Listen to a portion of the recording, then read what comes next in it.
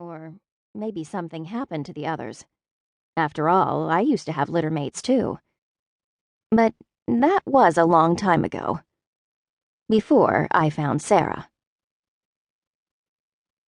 The bad place is a short walk from where we live in a place called Lower East Side. Technically, it was Sarah who walked there because I was in my carrier. Still, it didn't take her very long, and cats can walk faster than humans. That's a fact. The lady there told Sarah that I'm a polydactyl brown tabby. Sarah asked if that meant I was some kind of flying dinosaur. The lady laughed and said, "No, it just means I have extra toes." I'm not sure which of my toes are supposed to be the extra ones, though, because I am positive I need them all. And it's not really true to say I'm brown, because parts of me are white, like my chest and my chin, and the bottoms of my legs. Also, my eyes are green. And even the parts of me that are brown have darker stripes that are almost black. But I've noticed that humans aren't as precise as cats are. It's hard to believe they feel safe enough to sleep at night.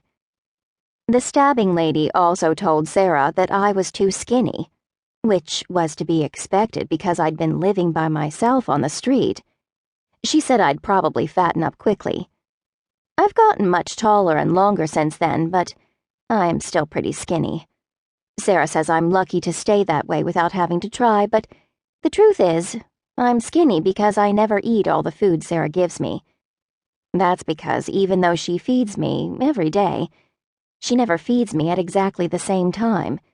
Sometimes she feeds me first thing in the morning, sometimes she feeds me when it's closer to midday. There have even been times when she hasn't fed me until after it's dark. That's why I always make sure to keep some food left over, in case one day Sarah forgets to feed me altogether. And it turns out I was right to worry. Sarah hasn't been home to feed me. Hasn't been home at all in 5 days. The first 2 days I had to get by on what was left over in my food bowl. I even jumped onto the counter where my bag of dry food is kept and used my teeth and claws to make a small hole in it so I could get some food out myself. I would normally never do that because it's bad manners. But sometimes there are things more important than manners. Finally, on the 3rd day, a woman I recognized as one of our neighbors came over and opened a can of food for me.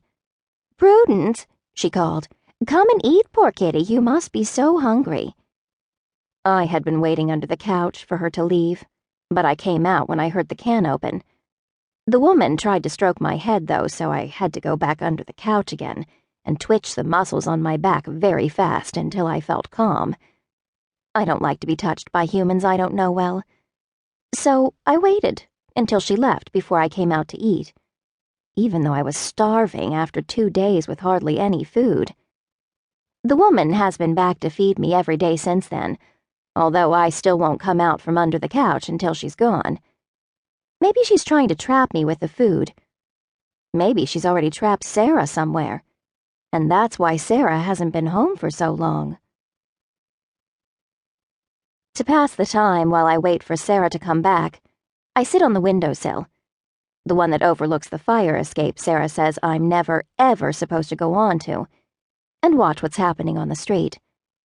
This also gives me a clear view of the entrance to our building, which means I'll see Sarah as soon as she comes back. To get to the windowsill, I jump from the floor to the coffee table, and then from the coffee table to the couch. Then I climb to the back of the couch and step right onto the windowsill. I can jump directly from the floor to the windowsill, of course. I could jump much higher than that if I had to. But this way, I can check to make sure everything is safe, and exactly the way I left it. If the little, everyday things don't change, it makes sense that the bigger and more important things won't change either. If I keep doing things the way I always do, Sarah will have to come back the way she always does. Probably I made a mistake of some kind a few days ago, did something in a different order than I'm supposed to, and that's what made her go away. Sarah and I have been roommates for 3 years, 1 month and 16 days. I would tell you how many hours and seconds we've been together, but cats don't use hours and seconds.